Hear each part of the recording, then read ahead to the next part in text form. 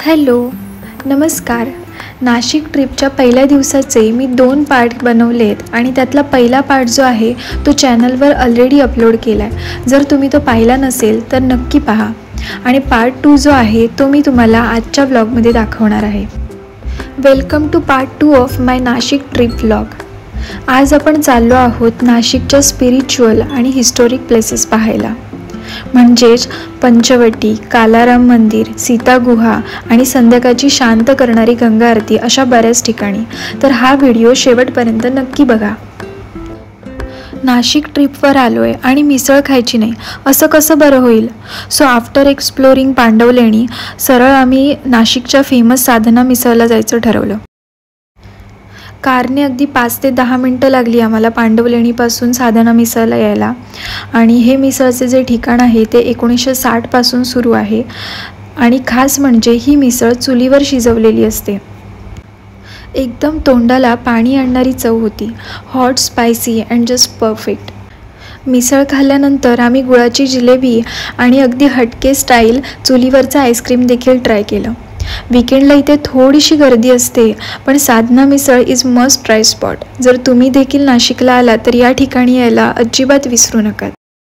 तर आता दुपारी थोडा वेळ आराम करून आता आम्ही संध्याकाळच्या वेळेत नाशिकच्या जे पंचवटी भाग आहे या ठिकाणी फिरायला आलो. इथे बरीच मंदिरं आहेत. आत्ता आम्ही जाणार आहे पहिले काळाराम मंदिरमध्ये, म्हणजे मी तिथेच बसले, आणि त्याच्यानंतर जाणार आहोत आम्ही गंगा घाटला. तिथे जी एक आरती असते तिथे. मग ह्या सगळ्या गोष्टी मी तुम्हाला दाखवण्याचा प्रयत्न करणार आहे. तर हा ब्लॉग शेवटपर्यंत नक्की बघा. हे मंदिर 18व्या शतकात बांधलं गेलेलं आहे. काळ्या दगडात कोरलेल्या श्रीराम, सीता आणि लक्ष्मण यांच्या मूर्ती इथे पाहायला मिळाल्या.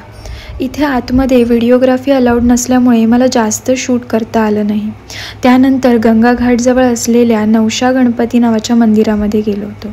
इथे असं म्हटलं जातं की ह्या गणपती बाप्पाकडे मागितलेल्या सगळ्या इच्छा पूर्ण होतात. पंचवटी भागामध्ये अशी अनेक प्राचीन मंदिरे एकमेकांच्या अगदी जवळजवळ आहेत. त्यातल्या कपालेश्वर मंदिरात देखील आम्ही गेलो होतो, पण तिथे देखील मला शूट करता आलं नाही.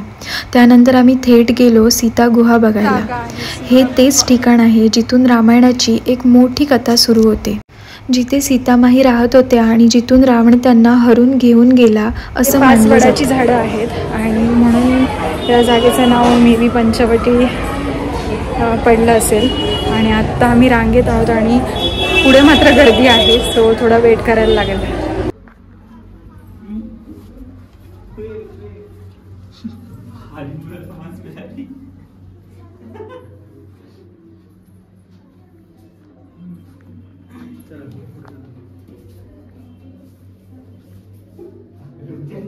तसं आम्ही सीता गुफेत जाऊन आलो. खूप सुंदर त्याचं स्ट्रक्चर बनवलेलं आहे. आतमध्ये व्हिडिओ बनवू देत नाहीत, पण अनुभव खूपच छान होता.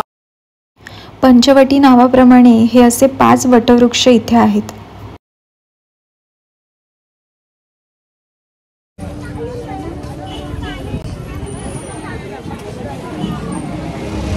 काळाराम मंदिराच्या जवळच गोदावरी नदी आहे आणि या नदीच्या काठावर रोज संध्याकाळी 7 किंवा 7:30 वाजता एक गंगा आरती होते, गोदावरीची आरती होते. आणि या आरतीसाठी आम्ही आलो आहे. काळाराम मंदिरच्या अगदी जवळच आहे. सगळी मंदिरं 5-5 मिनिटाच्या अंतरावर आहेत.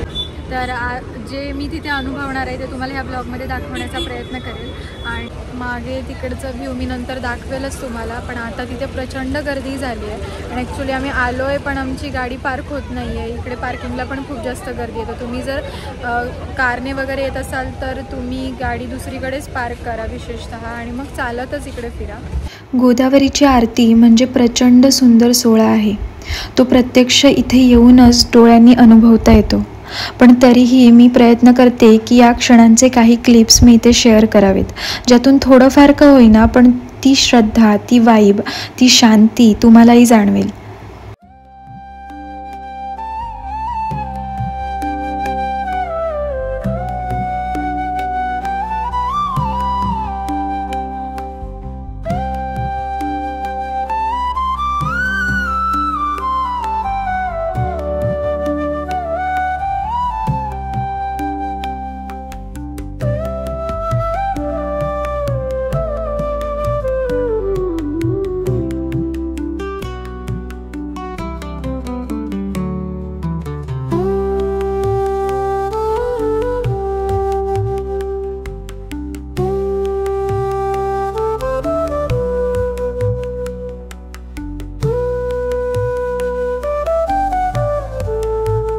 आरती सुरू असतानाच आम्हाला तिथे एक गोड आजोबा भेटले. ते देखील अगदी आमच्यासारखे या सुंदर क्षणांना आपल्या मोबाईलमध्ये कॅप्चर करत होते. आणि त्यानंतर मी एक छोटा दिवा घेतला होता जो की मी गंगेला अर्पण केला. आणि अशा प्रकारे आम्ही पंचवटीतली सगळी मंदिरं फिरलो, ही गंगा घाटावरची आरती अनुभवली. आणि तुम्हालाही जर असा स्पिरिच्युअल आणि सोलफुल अनुभव घ्यायचा असेल ना, तर नाशिकच्या पंचवटीमध्ये नक्की जा. ट्रस्ट मी, ही जागा फक्त पाहण्यासाठी नाही आहे, तर अनुभवण्यासाठी आहे, अगदी मनापासून. आणि त्यानंतर आम्ही त्र्यंबकेश्वरला जायला निघालो, कारण आम्हाला कुठेतरी स्टे पण शोधायचा होता. आणि तुम्हाला जर माझे व्हिडिओ आवडत असतील तर लाईक करा, शेअर करा आणि माझ्या चॅनलवर नवीन असाल तर चॅनलला सबस्क्राईब जरूर करा. तर अशा प्रकारे आजचा दिवस आमचा वेल प्लॅन्ड आम्ही फिरलो आहे आणि खूप जास्त मजा आली. खूप जास्त जसं प्लॅनप्रमाणे ठरवलं होतं तसं सगळीकडे फिरता आलं.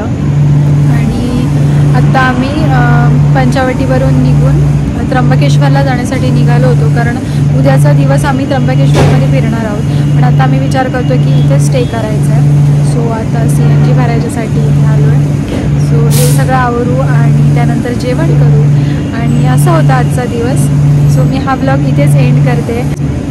Stay tune, because next blog येणार आहे उद्याच्या दिवसाचा. उद्या मी कुठे कुठे फिरते, आम्ही कुठे कुठे मजा करतो आहे हे तुम्हाला पाहायला मिळेल. So good night, bye bye.